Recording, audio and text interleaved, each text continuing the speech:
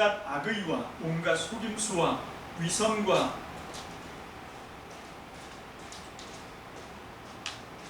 시샘과 온갖 헐뜯는 말을 떨쳐내 버리십시오. 갓난 아기들처럼 영적이고 순수한 젖을 애타게 바라십시오. 그 젖으로 자라나서 구원에 이르도록 하십시오.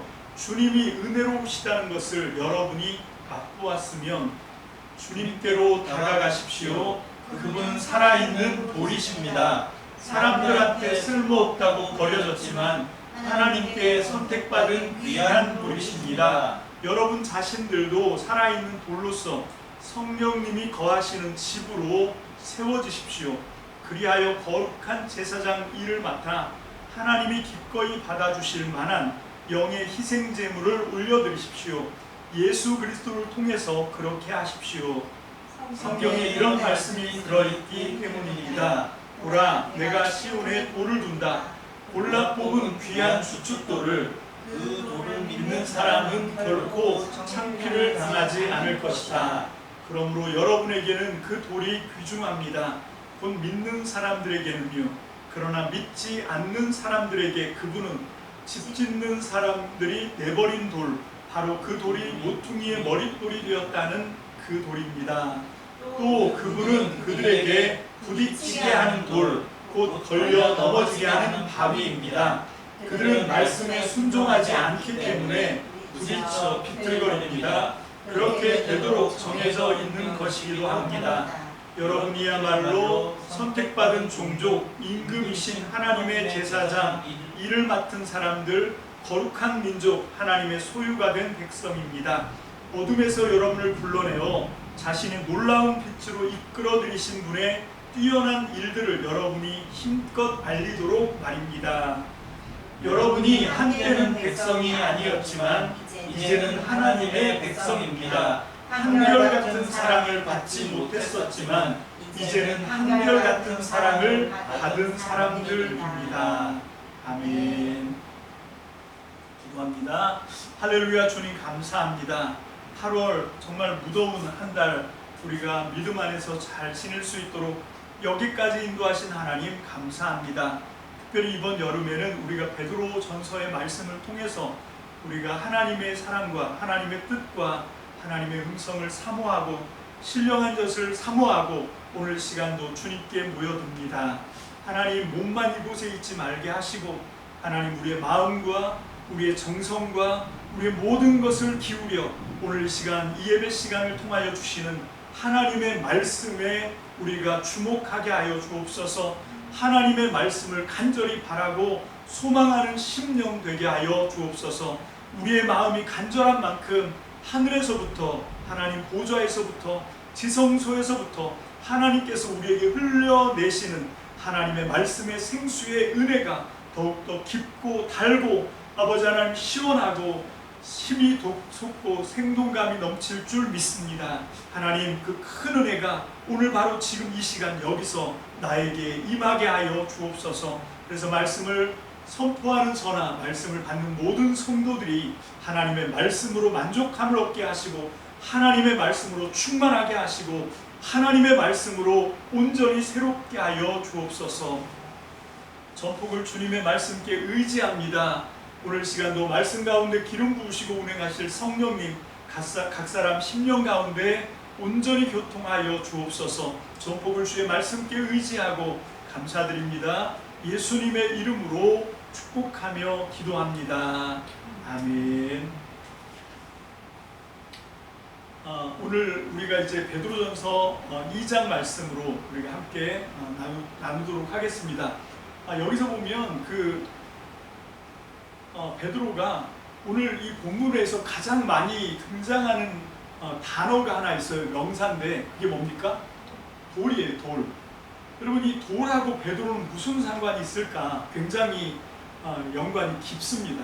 이 사람은 원래 이름이 시몬이었거든요. 그런데 예수님을 만났더니 갑자기 예수님이 야, 너는 죄송합니다, 이런 표현을 저급한데 넌 짱돌 해라, 이런 바위덩어리 해라, 이렇게 얘기한 거예요. 시몬인데 이게 게바, 아람어로 게바, 이게 이제 이 반석 뭐 이런 뜻인데 그냥 말 그대로 돌덩어리입니다. 돌덩어리. 이게 어떻게 보면 요즘 사람들한테 돌덩어리 이렇게 얘기하면 기분이 좋을까요? 제가 볼 때는 썩 기분이 그렇게 좋을 것 같지는 않은 것 같습니다. 우리 하는 말로 왜 흔히 돌머리 뭐 이런 말 들으면 기분이 썩 유쾌하지 않거든요. 여러분, 그런데 이 예수님이 베드로를 보고 너는 게바다, 이게 이제 헬라어로 하면 페트라, 베드로 되거든요. 그래서 이름이 이제 베드로로 바뀌어서 우리는 베드로 하지만 이 사람의 원래 본 이름은 베드로가 아니고 게바가 아니고 시몬이었다는 거죠. 자, 그게 이제 요한복음 1장 42절에 말씀하고 있습니다. 한번 볼까요? 요한복음 1장 42절 시작. 안드레가 베드로를 예수님께 데려갔다. 베드로를 바라보시고는 예수님이 말씀하셨다. 그대는 요한의 아들 시몬입니다. 그대는 게바라 불릴 겁니다. 게바는 번역하면 베드로 바위이다. 그렇게 우리가 그 베드로라고 하는 이름, 게바라고 하는 이름 엄청 세지? 예, 감사합니다. 자, 우리가 이제 이 베드로라고 하는 이름이 어떻게 생겼는지에 대해서 지금 말씀을 하고 있거든요. 네, 이게 사실은 좋은 의도로 하신 말씀이에요. 무슨 얘기인가 하면 이게 이제 나중에 가면 마태복음의 16장에 보면 내가 이 반석 위에 내 교회를 세우겠다 라고 할 때 그 반석이 아람어로 게바예요. 베드로를 가리키기도 했고, 왜냐하면 베드로가 바로 그 두 절 앞에 16장 16절에서 뭐라고 고백을 했냐면 주는 그리스도시요 살아계신 하나님의 아들이십니다 라고 하는 예수님 마음에 꼭 맞는, 이거는 정말 사람의 지식에서 나올 수 없는 하늘에 계신 하나님 아버지가 가르쳐 주신 그런 기가 막힌 답을 했거든요. 그래서 이제 베드로를 칭찬하면서 했던 말씀이 이 반석 위에 내가 교회를 세우겠다 라고 하는, 여러분, 그러니까 예수님이 이건 뭔가 하면 희망인 거예요. 기대인 거예요. 여러분, 어떤 사람들을 바라볼 때 모든 사람은, 저를 포함해서 모든 사람은 전부 단점이 있습니다. 그죠? 정말 단점이 그냥 있는 정도가 아니라 많아요. 많이 있지만 그 단점만 있는 게 아니거든요. 너도 있습니까? 좋은 점도 있어요. 장점이라고 하는 게 있거든요. 그래서 우리는 어떤 습관을 가져야 되냐면 나쁜 걸 보고 그 나쁜 거를 자꾸 지적하고 이렇게 하면 이 인간관계 되게 힘들어집니다. 여러분, 사실 지금 베드로는 여기서 이 돌 얘기를 하면서, 아니, 이 베드로 전서를 쓰면서 이걸 다시 한번 리마인드 하는 것 같아요. 예수님이 나를 게바라고 부르고 예수님이 나를 베드로라고 이름을 바꿔주시고 그렇게 나를 반석이라고 하고 이 반석 위에 내가 교회를 세우겠다고 했는데 내가 과연 반석인가? 돌아보는 거지. 이런 반석이 있나? 예수님을 모른다고 3번 부인하고 그렇게 막 뭡니까? 요지부동 좌불안석 정말 듬직하거나 이렇게 인내가 있거나 이런 구석이 전혀 없는 거예요. 그래서 심지어는 이 갈라디아서 2장에 보면 바울한테도, 그 새파란 바울한테도 많은 사람들 앞에서 창피를 당하고 뭐 이랬던 자기 모습이거든요. 전혀 예수님이 기대하고 지어주신 새 이름, 그 새 이름 앞에 걸맞지 않는 사람인 거예요. 여러분, 그런 자책이 왜 없겠습니까? 지금 이 베드로전서를 쓰면서 흩어진 체류자, 흩어진 나그네, 여러분, 이렇게 얘기하는, 여기서는 이제 또 이 돌 얘기를 하면서 자꾸 무슨 얘기 하냐면 버려진 돌, 건축자들이 내다 버린 돌, 뭐 이런 얘기 하거든요. 지금 그 얘기를 하면서 베드로는 어쩌면 내가 그런 처지 같다, 그런 거죠. 흩어진 나그네, 이게 다른 사람이 아니라 소망 없는 사람들, 그게 다른 사람 얘기가 아니라 어쩌면 베드로 자신의 이야기일 수 있다는 거예요. 나는 이름은 돌인데 전혀 반석 같지 못한 그런 인생을 살다가 지금 늙었어요. 뭐 아무것도 해놓은 게 없고 도망만 다니다가 이제 교회는 점점 허물어져 가는 것 같은데 여기서 내가 할 수 있는 아무것도 없는데 이게 무슨 반석이야. 그런 생각이 왜 없겠습니까? 여러분, 그런 게 실존이거든요. 그런 게 실존의 그런 어떤 그 아픔, 뭐 이런 거죠. 그 실존의 이 단점, 뭐 이런 게 분명히 있단 말이에요. 한계가 분명히 있어요. 우리가 아무리 애쓰고 힘써도 우리 힘이 안 닿는 뭔가가 있습니다. 내가 아무리 원하고 소망해도 이루어지지 않는 어떤 것들 때문에 좌절하는 그런 게 있거든요. 여러분, 그런 것들이 우리에게 치명적인 단점이란 말입니다. 우리 인생들은 모두가 그런 단점들을 다 갖고 있어요. 여러분, 가장 치명적인 단점이 뭡니까? 같은 시간 안에 한 공간에만 있다는 거예요. 이게 시간과 공간의 제약을 받는 한계겠지요. 여러분, 그것뿐만 아니라 우리는 그 시간의 흐름에 따라서 결국은 늙게 되고, 늙으면 모든 기능이 쇠퇴하게 되고, 그래서 결국은 나도 잃어버리고 그러다가 사라져버리는, 죽음을 맞이해야 되는, 여러분, 이런 게 얼마나 큰 치명적인 단점입니까? 여러분, 이런 인생이 흩어진 나그네죠. 이런 인생이 아무 소망이 없는, 정말로 풀은 마르고 꽃은 시들고 아무런 소망, 아무런 기대, 아무런 의지할 것이 없는 그런 것이요. 그게 우리의 인생이고 우리의 실존이란 말이고, 베드로도 지금 그거를 아주 절박하게, 처절하게 지금 느끼고 있는 상황이에요. 여러분, 그런데 다시 예수님을 떠올린 거죠. 예수님은 그런 분이 아니셨어요. 예수님은 정말 사람들이 볼 때 저 사람은 잘난 구석이 있나? 이렇게 생각하는 사람도 예수님은 보시면 탁탁 집어내시는 거예요. 그리고 그 단점은 다 묻어두시고 좋은 점만 얘기하시는 분이에요. 그 대표적인 예가 요한복음 1장에 똑같은 요한복음 1장에 나오는 말씀인데, 필립의 친구 나다나엘과 예수님 사이에 있었던 일이에요. 자, 요한복음 1장 46절, 47절 말씀 이어서 한번 보겠습니다. 자, 시작. 그러자 나다나엘이 필립에게 말했다. 나사렛에서 무슨 좋은 것이 나올 수 있겠어? 필립이 나다나엘에게 말한다. 와서 봐. 예수님이 나다나엘이 자기한테로 오는 것을 보시고는 그를 두고 말씀하신다. 보세요. 그는 참으로 이스라엘 사람입니다. 그 사람 안에는 속임수가 없어요. 여러분, 이게 정말 이 사람이 참 이스라엘일까요? 정말 이 사람 안에는 속임수가 전혀 없을까요? 여러분, 그런 인간이 어디 있습니까? 없어요. 진짜 진정함이라고 하는 말 자체도 이게 그 속에 뭔가 결함이 있는 말이거든요. 인간의 말이라는 게 항상 그래요. 여러분, 이게 뭐 생일이라고 하면 내가 응애하고 태어난 게 생일이잖아요. 이게 산다고 하는 그 살생, 날생 이렇게 쓰지만 그 순간부터 죽음이 함께 하는 거거든요. 인간이라고 하는 건 어쩔 수 없이 빛이 있으면 그림자가 있는 거예요. 여러분, 그런 결함이 있는 인간인데, 여러분, 이건 뭘로 보셔야 되냐면 예수님의 기대로 보셔야 되는 거예요. 예수님은 하나님이시니까 하나님은 우리에게 뭘 기대하시냐? 참 이스라엘을 기대하신다는 거죠. 예수님은 우리에게 뭘 기대하시냐? 우리 속에 속임수가 전혀 없기를 기대하시는 거예요. 그래서 예수님은, 나다나엘은 예수님을 보지도 않고 보기도 전에 필립이 소개를 해줬더니 뭐라고 얘기하냐면, 야, 나사렛에서 태어나서, 야, 뭐 나사렛에 무슨 선한 게 있어? 무슨 좋은 게 나사렛에서 어떻게 나와? 다 나사렛에서 나오면 그냥 잡것이지, 그냥 별 볼 일 없지, 이렇게 예수님을 평가했단 말입니다. 근데 예수님은 이 사람은 참 이스라엘이고 이 사람은 그 속에 거짓이 없다, 이렇게 얘기를 해주는 거예요. 여러분, 이 나다나엘과 예수님의 차이를 아시겠습니까?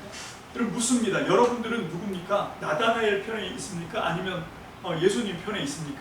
우리가 자녀를 양육하든지 사회 속에 나가서 사람과 관계를 맺을 때 물론 덮어놓고 믿으면 사기당하기 딱 좋지만, 여러분, 그렇게 뭐 거리를 띄기도 하고 조심하기도 한다 하더라도 우리에게 있어야 되는 자세는 뭔가 하면, 비록 믿다가 발등에 찍히는 한이 있더라도 예수님처럼 우리가 부활하신 예수님으로 살아가는 예수님의 사람들이라고 하면 우리는 될 수 있으면 좋은 말을 해야 되는 거예요. 결국 말이 힘이거든요. 여러분, 그 말이 그냥 떨어지지 않고 그 말은 반드시 역사합니다. 그래서 예수님이 기대한 대로 이 나다나엘은 참 이스라엘이 되는 거고요. 나다나엘은 어떻게 됩니까? 정말 진정한 이 속임이 없는 그런 진실한 사람이 되는 거죠. 마찬가지로 예수님이 이 정말 좌불안석이고 굉장히 다혈질이고 믿을 구석이 사실 없는 사람이 베드로거든요. 이 사람은 출생이 그래요. 출생이 하는 걸 보면 알잖아요. 우리 복음서 읽다 보면 베드로가 제일 꼴 보기 싫어, 제일 자랑하고 앞장서고 막 이러는데 결정적인 순간에는 제일 먼저 꽁무니 빼고 제일 먼저 모른다고 하고 뭐 이런 사람이에요. 정말 인간적으로 봐도 이 별로 이 마음이 안 가는 그런 인간이거든요. 근데 예수님은 그 사람을 볼 때마다 반석 이렇게 부르는 거예요. 믿음직해 이렇게 부르는 거죠. 그래서 결국 어떻게 됩니까? 예수님을 배반하고 정말 예수님과 멀리 떨어졌다가 결국은 돌아오는 거예요. 예수님이 생각나서, 예수님이 하신 말씀이 떠올라서, 정말로 뜨겁게 회개하고 주님께로 다시 돌아온 거거든요. 그게 베드로의 일생입니다. 베드로가 지금 오늘 여기서 자기 얘기를 하는 거예요. 자기 얘기를. 그래서 이 베드로가 어떻게 자기 얘기를 하는지 우리가 함께 따라가 보기를 원합니다. 먼저 1절 함께 보겠습니다. 시작. 그러므로 온갖 악의와 온갖 속임수와 위선과 시샘과 온갖 헐뜯는 말을 떨쳐내 버리십시오. 여러분, 이게 베드로가 지금 이거를 그 흩어져 있는 체류자들인 그런 사람들한테 쓰고 있잖아요. 비두니아, 갑바도기아, 본도, 아시아 이런 쪽에 있는 사람들에게 지금 이걸 써 보내고 있지만, 여러분 사실은 이게 자기소개도 있는 거예요. 온갖 악의, 온갖 속임수, 위선, 시샘, 헐뜯는 말 이런 게 있는데 이걸 어떻게 하라고요? 자꾸 쳐내라고요. 자꾸 잘라내라고. 자꾸 흘려보내야 돼요. 이런 것들은 내 속에 그냥 뭐 어쩔 수 없어 이러고 붙들고 있으면 안 돼요. 온갖 악의, 온갖 속임수, 온갖 위선과 시샘과 온갖 헐뜯는 말 이걸 다 떨쳐내고, 아까 우리 주님이 예시로 잘 보여주셨던 정말로 이 소망 있는 말, 너는 반석이야, 너는 참 이스라엘이야, 너는 속임수가 없는 진실한 사람이야 라고 우리가 우리 옆에 있는 사람들하고 자꾸 이렇게 좋은 말을 주고받고, 그 사람에 대한 평가도 될 수 있으면 좋은 걸 보고, 단점이 없어서가 아니에요. 여러분, 단점이 있더라도 그거는 뭐냐면 덮어주기 위해서 있는 거예요. 자, 옆에 있는 사람의 단점이 보이면 그건 내가 덮기 위해서 보이는 거예요. 뭘로 덮어요? 사랑으로 덮어주고, 기도로 덮어주고, 내 힘으로 안 되면 주님의 능력을 힘입어서 하나님, 저 사람의 저 연약한 문제가 덮어지게 해주십시오. 이 덮어진다는 게 그냥 눈 가리고 아웅한다는 게 아니라 해결된다는 얘기거든요. 그렇게 우리가 사랑으로 용납해주고 덮어주고 기다려주고 위에서 기도해주고, 그리고 주님의 은혜를 구해서 우리가 도와달라고, 저 사람의 연약함을 우리 주님이 좀 도와달라고 우리가 진실로 기도하면 하나님이 나의 기도를 들어서 나의 그 진실한 이 노력과 사랑을 베푸는 그 행동을 보시고 하나님이 내 옆에 있는 사람을 어떻게 해요? 변화시켜 주시는 거예요. 내 옆에 있는 사람이 아직도 변하지 않는 건 내가 그렇게 못하기 때문에 그래요. 내가 하는 짓이 뭐냐면 자꾸 찝어내. 자꾸 넌 나쁜 놈이야, 너는 쓸모없는 놈이야 자꾸 얘기하니까 그 말이 힘이 있어서 끌어당기는 거예요. 그렇구나, 나는 나쁜 놈이구나, 나는 쓸모없는 놈이구나 자꾸 오르고 가는 거예요. 옆에 있는 사람이, 내 가까이 있는 사람이 아직까지도 변하지 않는 건 그 사람의 어떤 문제다 이렇게 얘기할 게 아니고, 우리가 정말로 예수의 피로 하나 된 예수님의 이 은혜로 하나 된 하나님의 백성이고 형제고 자녀라고 하면 우리가 그 자녀를 돌아보지 않아서 그런 거예요. 그래서 우리가 정말로 서로 이렇게 살아갈 때, 신앙생활하고 교제할 때 뭐를 버려야 되냐? 온갖 악의, 온갖 속임수, 위선, 시샘, 온갖 헐뜯는 말 다 버려야 돼요. 우리 가정이 정말 행복하게 잘 되기를 원합니까? 볼 때마다 사랑한다 그러고 축복한다 그러고, 뭔가 좀 마음에 안 드는 구석이 있어도 듬직한 구석을 보고 자꾸 이렇게 칭찬하면, 물론 나쁜 게 있어요, 못된 게 있어요. 우리는 어떤 조급함이 있냐면 그걸 내가 지적을 안 해주면 걔가 모를 줄 알아요. 안 그렇습니다. 여러분, 이게 있어요. 뭐가 있냐면 그 속에 있는 장점이 점점 성장하면 그 본인이 단점을 더 잘 알게 되고, 더 확실하게 알게 되고, 원인도 알게 되고, 해결책도 알게 되는 거예요. 그래서 그 문제들이 그 사람이 칭찬받고 격려받고 축복받고 하면 자기의 연약함을 해결할 수 있는 능력이, 힘이 생기는 거예요. 근데 그게 아니라 자꾸 그 단점을 지적하게 되면 점점 더 흐리멍텅해져요. 그래서 내 단점에 대해서 정확하게 이 파악을 못하게 됩니다.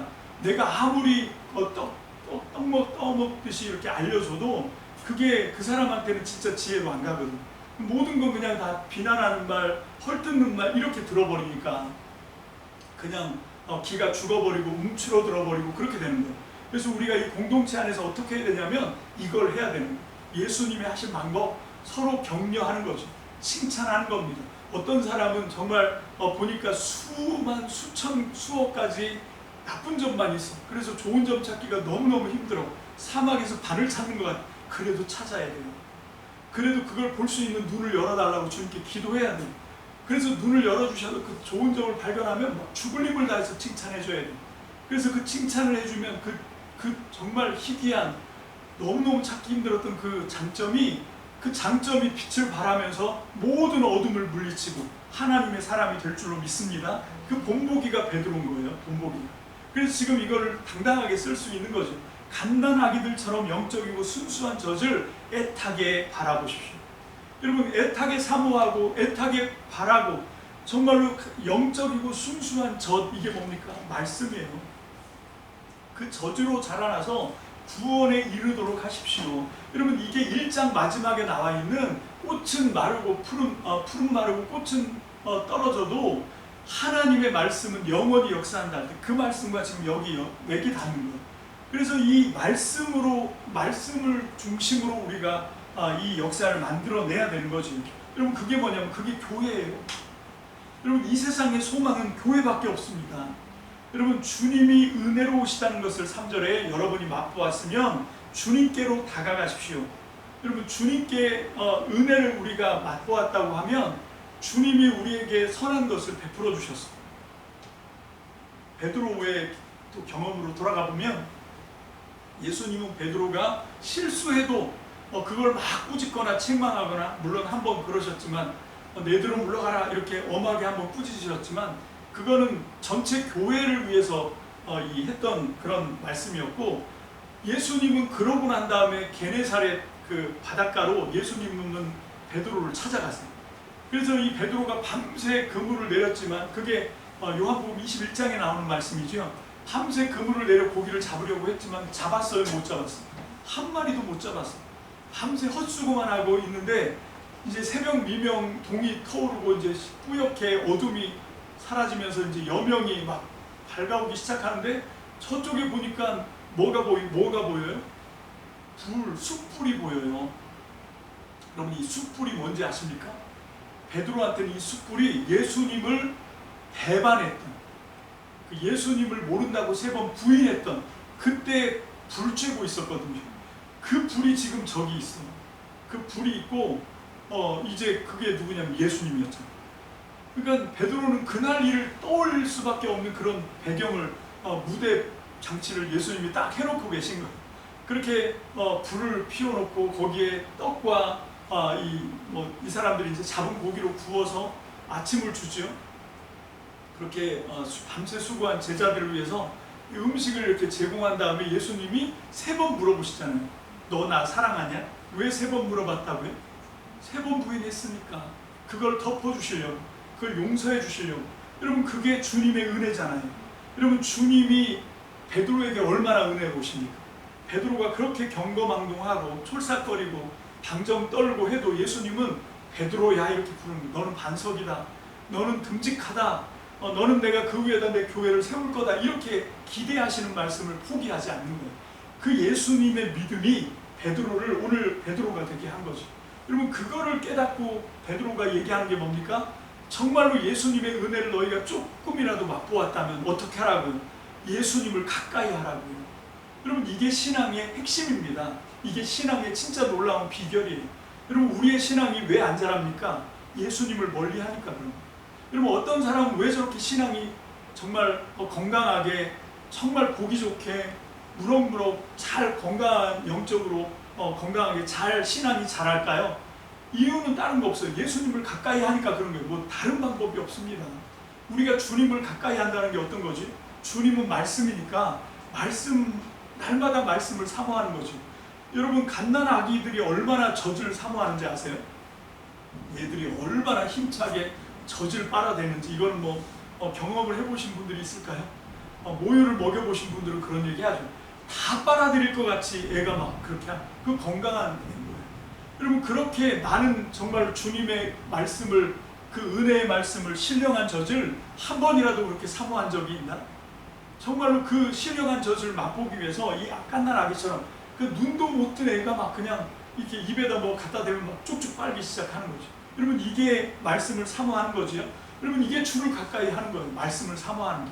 그리고 그 주신 말씀을 갖고 묵상하고 기도하고 그러면서 주님을 가까이 하는 거거든요. 주님을 가까이 하는 게 뭐라고요? 그게 신앙의 비결이에요. 자, 그러면서 주님께 다가가십시오. 가까이 가십시오. 이렇게 말하면서 주님은 뭐라고 얘기합니까? 그분은 살아있는 돌이랍니다.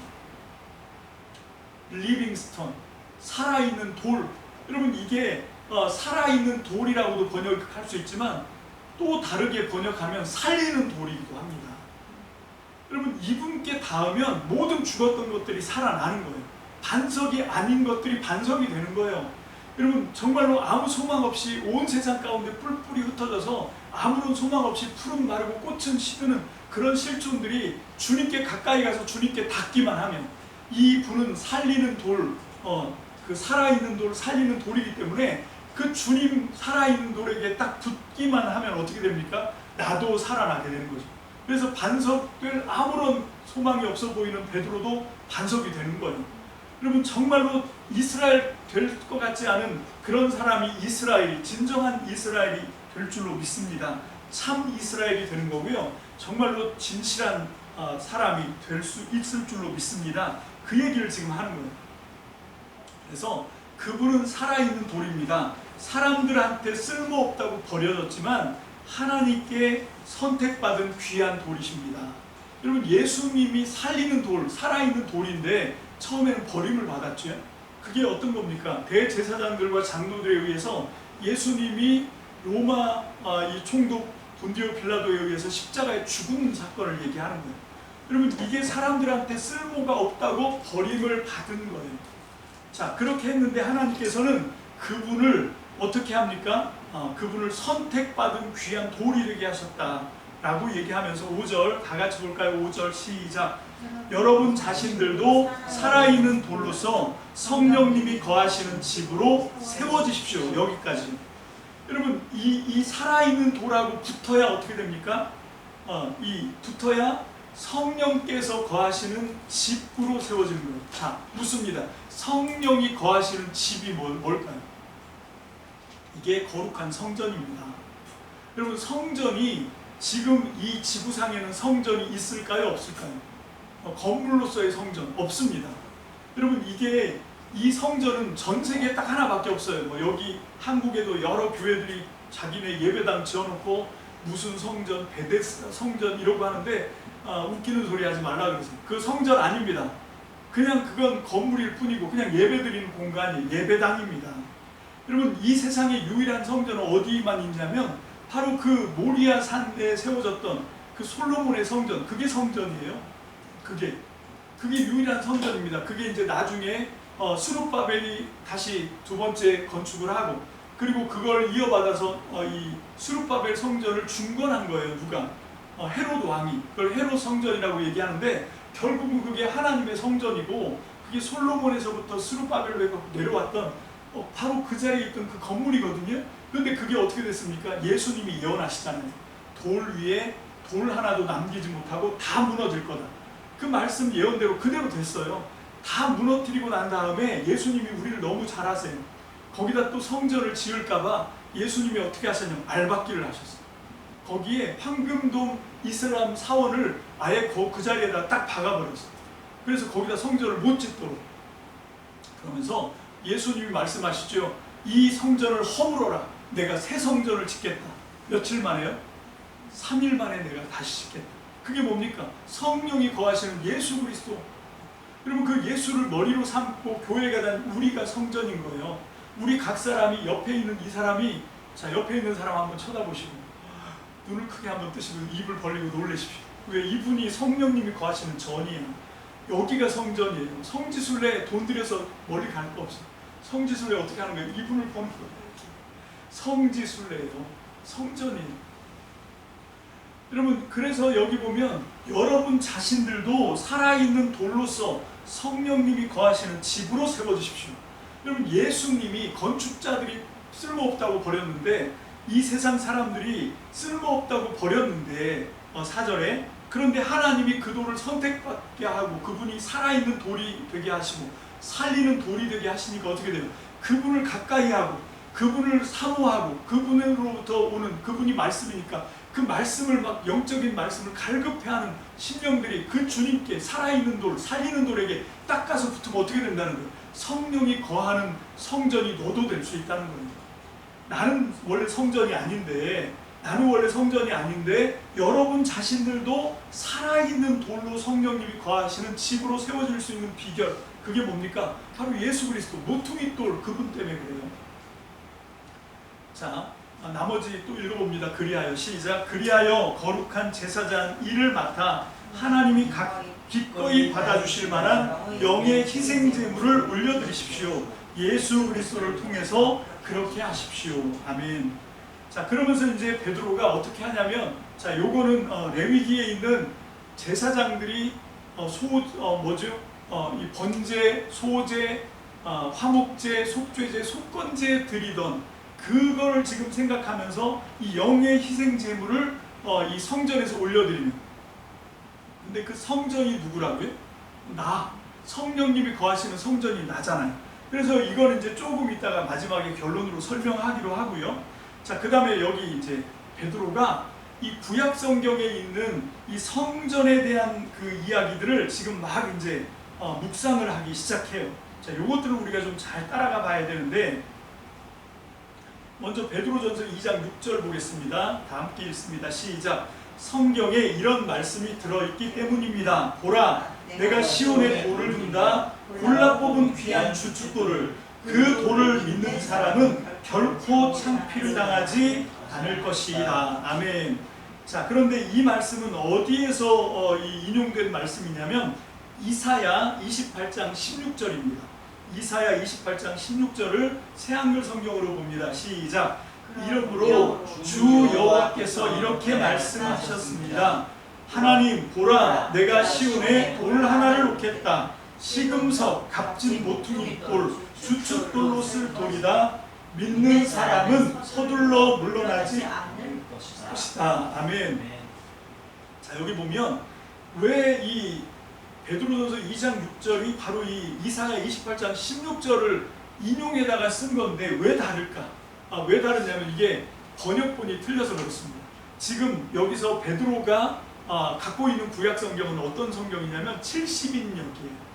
70인역이 뭐냐면 그 주전 250년에 그 이집트의 알렉산드리아라고 하는 곳에 새롭게 터를 잡은 이 헬라 제국 중에 한 분파가 이쪽에서 이제 지식을 모으기 위해서 전 세계 경전을 해독하거든요. 해석해서 이 히브리어로 된 구약 성경을 헬라어로 번역한 그게 70인경이에요. 정확하게는 72인경이에요. 그래서 그 전설에 의하면 각 지파마다 그 6명씩에서 72명을 지원을 해줬대죠. 그래서 이 72명을 받은 이 헬라 제국의 왕이 이 사람들을 어떻게 했냐면 그 72개의 방으로 다 들여보내서 성경을 번역을 하게 했답니다. 그래서 72방에서 72명의 학자들이 구약 성경 히브리어를 헬라어로 다 번역을 했는데 나중에 그 72개의 번역된 헬라어 성경을 맞춰보니까 토시 하나 안 틀리고 똑같았더라. 뭐 이런 믿거나 말거나 전설 같은 이야기. 이러면서 이제 70인경이 시작이 되거든요. 그게 주전 250년이에요. 그래서 그 구약의 성경을 지금 이 사람들은 헬라어로 그것도 70인경으로 읽다 보니까 70인경에는 딱 베드로전서 2장 6절의 말씀과 딱 맞아 떨어져. 근데 이게 이제 원래 히브리어 성경하고 마소라 텍스트하고 맞춰보면 요 차이가 있고 요거 이제 여러분들이 좀 감안을 하시고요. 자, 그래서 이거는 이사야 28장 16절의 말씀이고 그 다음에 이 베드로전서 2장 7절 보겠습니다. 시작. 그러므로 여러분에게는 그 돌이 귀중합니다. 곧 믿는 사람들에게는요. 그러나 믿지 않는 사람들에게 그분은 집 짓는 사람들이 내버린 돌, 바로 그 돌이 모퉁이의 머릿돌이 되었다 하는 그 돌입니다. 아멘. 자, 요거는 이제 시편 118편 22절. 이것도 이 70인경하고 보면 이 베드로전서 2장 7절에서 인용하는 집 짓는 사람들이 내버린 돌 요거하고 똑같아요. 토시 하나 안 틀리고. 자, 그런데 이제 마소라 텍스트로 우리 한번 봅니다. 시작. 집 짓는 사람들이 내버린 돌이 모퉁이의 머릿돌이 되었습니다. 뭐 별로 다르진 않죠. 집 짓는 사람들이 내버린 돌, 바로 그 돌이 모퉁이의 머릿돌이 되었다. 거의 이건 다르지 않습니다. 자, 그 다음에 베드로전서 2장 8절 자, 또 봅니다. 시작. 또 그분은 그들에게 부딪히게 하는 돌, 곧 걸려 넘어지게 하는 바위입니다. 그들은 말씀에 순종하지 않기 때문에 부딪혀 비틀거립니다. 그렇게 되도록 정해져 있는 것이기도 합니다. 자, 요거는 이사야 8장 14절 15절을 70인경 성경을 그대로 갖다가 인용한 거예요. 자, 이것도 한번 봅니다. 시작. 여호와께서 거룩한 곳 성소이 되게 하실 것입니다. 걸리는 돌과 걸려서 비틀리게 하는 바위가 되실 것입니다. 이스라엘의 두 집안에게 울가미와 덫이 되실 것입니다. 예루살렘에 사는 사람들에게 많은 사람이 거기에 걸려서 비틀될 것입니다. 넘어지고 덫에 걸려 붙잡힐 것입니다. 자, 요렇게 이제 뭐 시편 118편 22절이나 아니면 이사야에 있는 말씀들 이런 것들을 이제 인용해서 지금 계속 얘기하는 게 뭐냐면 이 버린 돌이 뭐가 됐다고요? 주춧돌이 되고 귀중한 모퉁이 돌이 되고. 여러분, 이게 주춧돌은 뭡니까? 우리나라 건축을 할 때 가장 중요한 게 이 기둥을 세우는 거예요. 그 기둥은 그냥 서는 게 아니라 그 밑에 그 집의 대들보를 떠받치는 가장 중심이 되는 그 중앙 기둥을 받치는 게 주춧돌이거든요. 그렇게 해서 4개의 이 기둥을 세우고 거기다가 이제 기와를 얹고 뭐 여러 가지 난간을 만들고 이렇게 해서 집이 지어지는 거거든요. 그래서 가장 중요한 돌이 이 주춧돌인 거예요. 그런데 이게 그 히브리 슬라브식의 건축법에서는 그 히브리 사람들은 이 집을 지을 때 어떻게 짓냐면 모퉁이 돌을 한다는 거예요.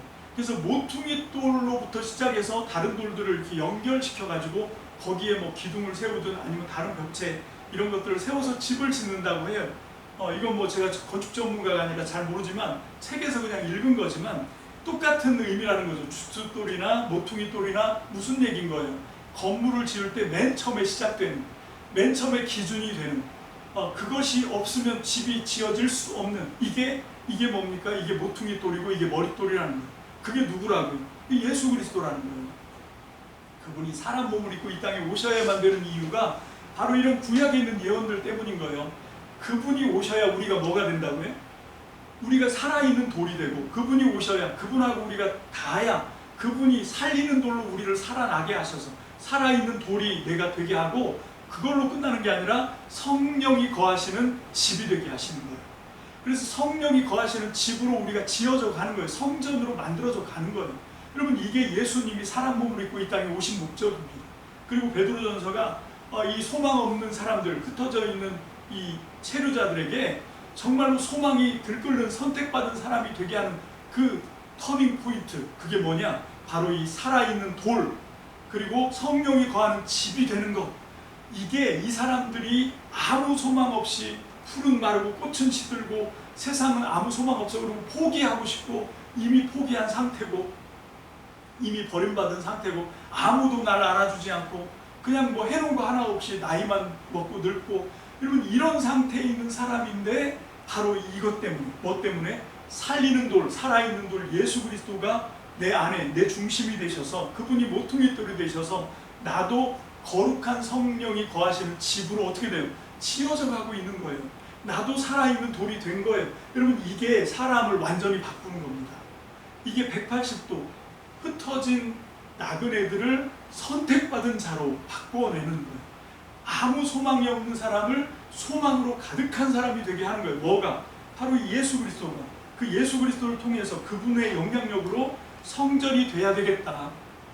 그게 교회의 꿈인 거예요. 그게 교회의 꿈입니다.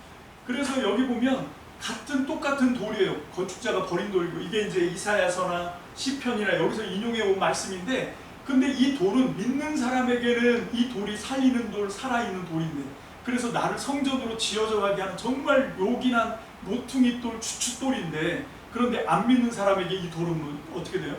걸려 넘어지는, 부딪히는, 여러분 완전히 위에서 떨어져서 짓이겨버리는 그런 심판의 도구가 되는 거죠.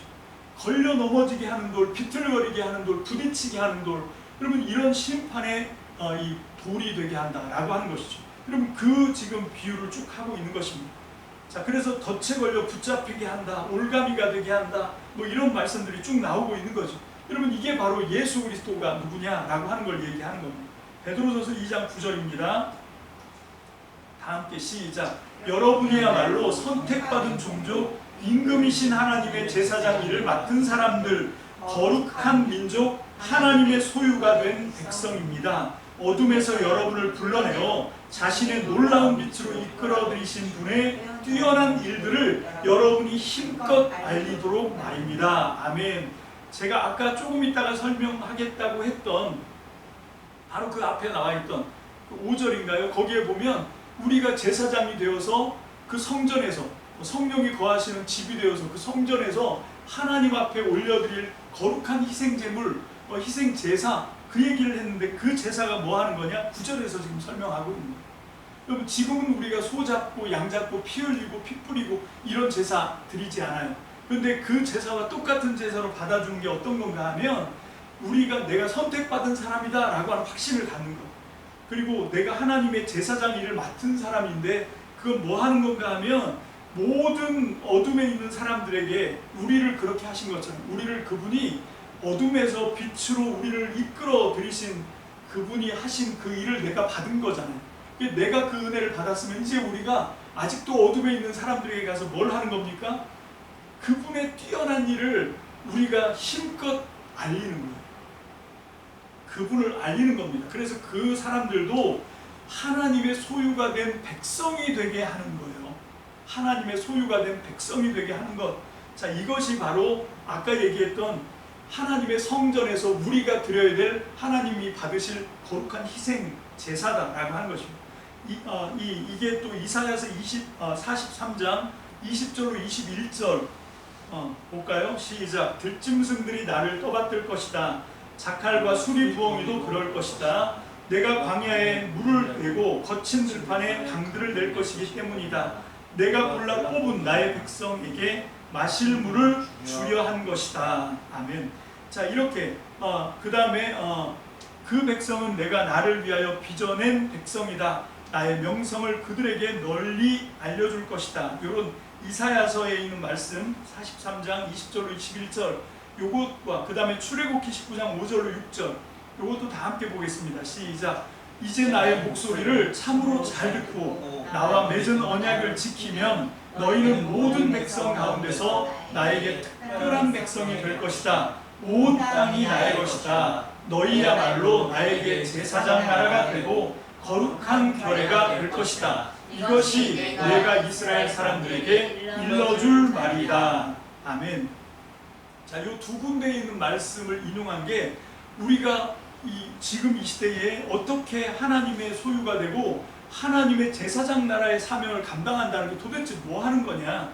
그게 뭐 한다는 거예요? 여기 출애굽기 19장 5절로 6절은 이스라엘 백성을 시내산까지 탈출시켜서 뽑아내서 430년 노예하던 그 사람들의 멍에를 다 부시고 그들을 해방시켜서 하나님 나라가 될래? 라고 얘기하니까 물어보는 거예요. 하나님 나라가 뭐 하는 건데요? 제사장 나라를 하는 거야. 제사장 나라가 뭔데? 온 땅이 다 내 건데 내가 다 빚어 만들었는데 얘들이 지금 나를 모르고 나를 멀리 떠나 있으니까 이 다른 모든 민족과 열방들을 하나님께로 돌아오게 하는 게 제사장 나라가 하는 일이야. 여러분, 이스라엘이 잘나서 너희만 뽑고 너희만 특별한 백성이고 너희만 구원하고 그런 게 아니라 하나님이 이스라엘 나라를 말도 안 되는 그 한 주밖에 안 되는, 그리고 자기 자식도 옳게 양육하지 못하는 그런 정말 별 볼 일 없는 사람들을 하나님 나라 백성으로 삼은 이유가 뭐냐면 그 백성을 통해서 모든 세계 열방을 하나님께 돌아오게 하려고 한 것. 그것이 바로 이스라엘을 불러내신 하나님의 의도다라고 하는 거예요. 여러분, 이 의도가 지금 우리 교회에도 똑같이 적용이 됩니다. 여러분, 우리만 따로, 우리만 이뻐서, 우리만 특별해서 다른 애들은 다 버려두고 우리만 택한 것이 아니라 우리를 불러내신 이유가 뭡니까? 저 어둠에 있는 사람들에게 이분이 하신 놀라운 뛰어난 일을 힘껏 알려서 이 사람들도 주님께로 돌아오게 하는 것, 이게 교회의 꿈인 거예요. 이게 교회가 감당해야 되는 제사장 역할이고 교회가 하나님께 드려야 되는, 성도가 하나님께 드려야 되는 거룩한 희생제사입니다. 하나님은 지금도 그걸 기대하고 계시고 지금 베드로전서를 쓰면서 베드로도 이 흩어진 나그네들에게 지금 이 사명을 알려주고 있는 거죠.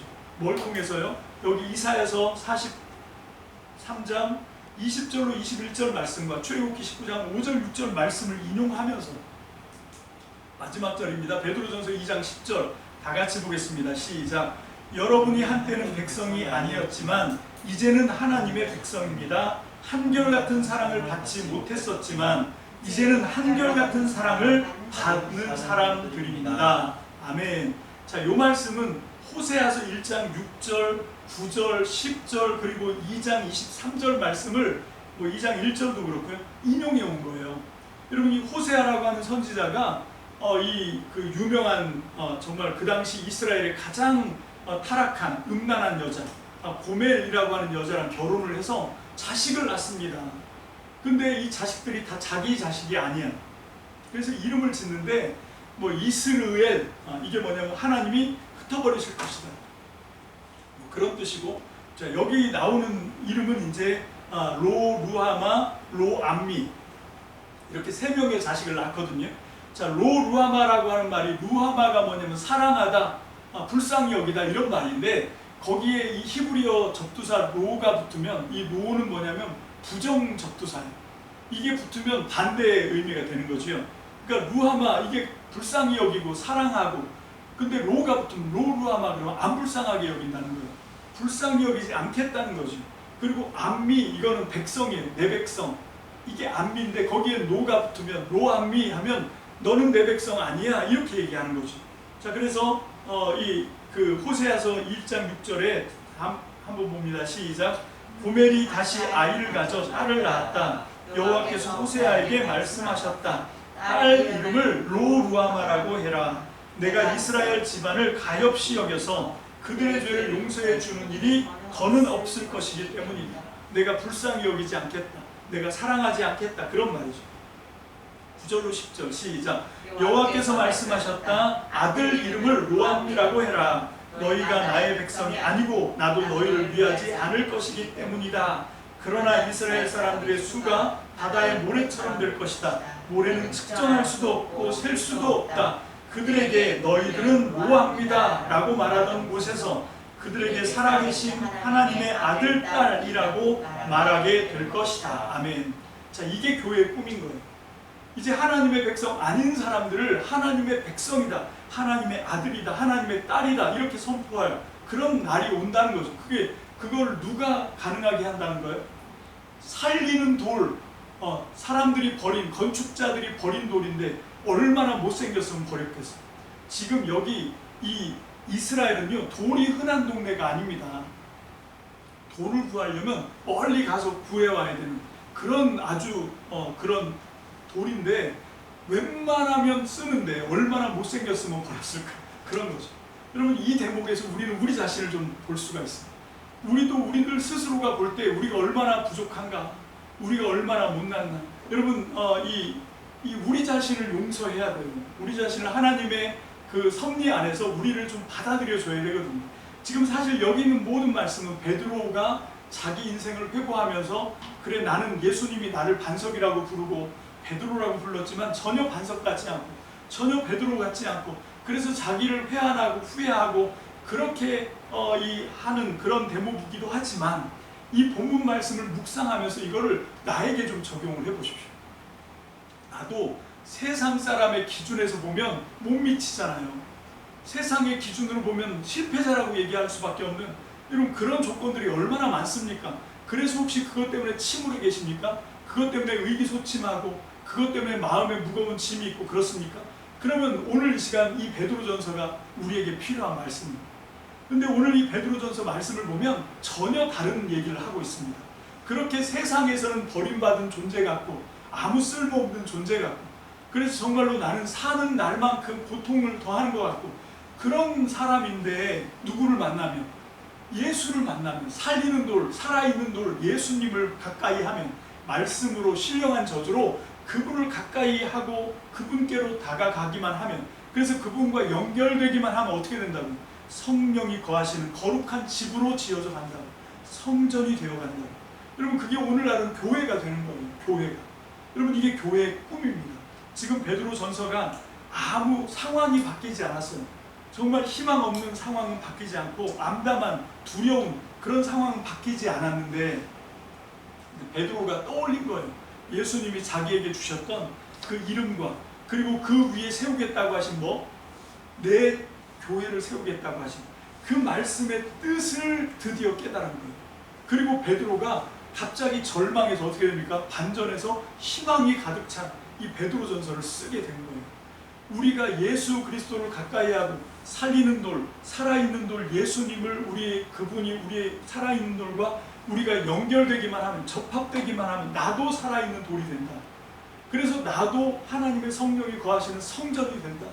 그래서 내가 모든 어둠에서 하나님을 멀리 떠나 있는 사람들에게 하나님의 그 덕을, 하나님의 아름다움을, 하나님의 탁월하심을 그 사람들에게 힘껏 증거하고, 그래서 그 사람들을 다 끌고 하나님 앞으로 하나님의 백성이 되도록 그 사람들을 끌어내게 될 것이다.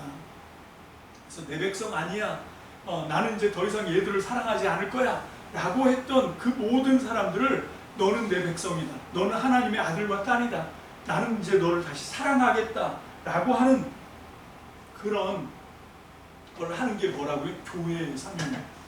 여러분, 이 교회의 사명을 회복하십시오. 교회의 사명이 있으면 세상의 기준으로 보면 아무것도 아닌 사람 같은데 모든 사람을 부유하게 할 수 있는 거예요. 여러분, 고린도 후서에서 바울이 그런 말을 하잖아요. 정말로 만물의 찢기같이 되어서 완전히 정말 아무것도 아닌 그런 죄수가 되고 그런 결박이 되고 아무 희망이 없는 사람처럼 보이지만 모든 사람을 살리고 모든 사람을 부유하게 하는 하나님의 풍성함이 내 안에 있다. 그게 교회의 꿈인 거예요. 여러분 안에 이 꿈이 있습니까? 여러분, 이게 있어야 되는 거예요. 이게 없이 다른 걸로 소망을 삼으면 우리는 풀은 마르고 꽃은 떨어지는 거죠.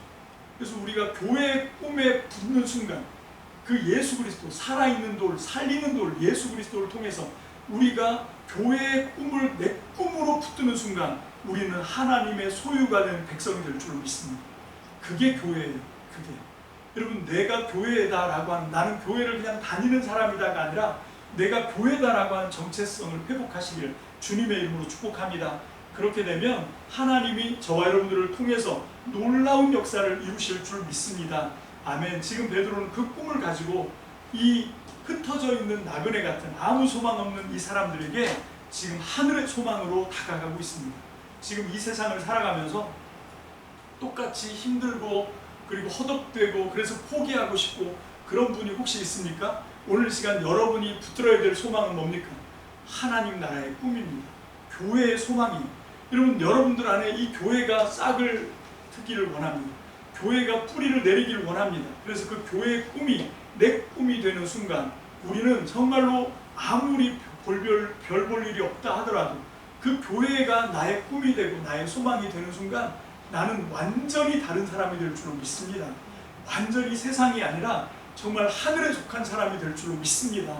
아멘. 이 하나님의 소유된 백성이 교회의 꿈을 이 베드로전서를 통해서 찾아가는 저와 여러분들, 그리고 한 주간 이 교회의 꿈을 꾸면서 행복한 저와 여러분들 되시기를 주님의 이름으로 축복합니다. 기도하겠습니다. 할렐루야. 살아계신 주님, 자비하신 아버지, 감사합니다. 오늘도 베드로전서 2장 1절로 10절 말씀을 통해서 우리에게 예수 그리스도, 살아있는 돌, 살리는 돌, 모퉁이 돌, 주춧돌, 그래서 그분을 통해서 내가 하나님의 집, 성령께서 거하신 거룩한 성전으로 세워지고 있다는 이 놀라운 교회의 꿈을 내가 오늘 시간 분명히 깨달았습니다. 분명히 말씀을 통해서 받았습니다. 하나님, 이 꿈이 예수 그리스도를 중심으로 하여 내가 하나님의 성전이 되는 이 교회의 꿈이 하나님 정말로 이 세상에 소망 없다고 생각하는, 그래서 정말로 주저앉고 싶고 포기하고 싶은 우리의 심령 가운데 우리를 다시 한번 새롭게, 우리를 다시 한번 힘차게, 우리를 다시 한번 날아오를 수 있도록 주님 역사에 주시옵소서. 그래서 이 교회의 꿈이 우리를 새로운 존재가, 이 교회의 꿈이 우리를 완전히 다른 사람이 되게 하는 놀라운 역사가 이번 주 한 주간 동안 날마다 우리의 삶 속에서 펼쳐지게 주님 역사에 주시옵소서. 감사를 드립니다. 축복합니다. 예수님의 이름으로 감사하며 기도합니다. 아멘.